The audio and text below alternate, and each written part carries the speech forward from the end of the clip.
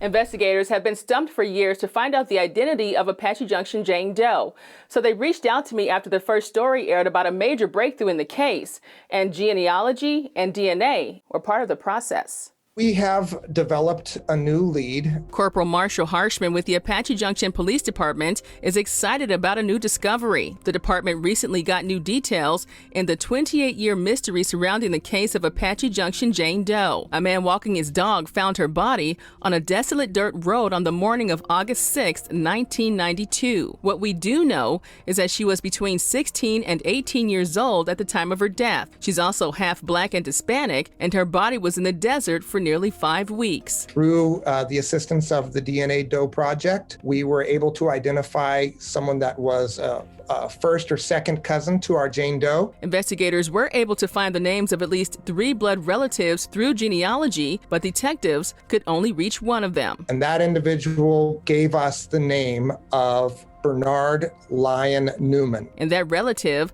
has simply heard of Bernard Newman's name in the family tree, but that was it. Police also say they're having a hard time tracking him down. They were very surprised about it. Of course, had no idea that there was even an investigation going on, had no idea that there was any kind of relationship. And of course, now would also like to see this come to an end. Another note is police want to clarify exactly why they're desperately trying to find Newman. We want to make it abundantly clear, sufficiently clear, that Bernard Newman is not a suspect in this case. In fact, we don't know how our Jane Doe died. We are just strictly interested in identifying who he is so that we can possibly figure out who she is. Here are some details about the family. According to investigators, Bernard Lyon Newman is a very close relative to Apache Junction Jane Doe. He was born in 1953 near Darmstadt and Eberstadt, Germany, to a woman named Elsie Maria Newman. And his father was an African-American service member. That's all we know. We're not even sure really that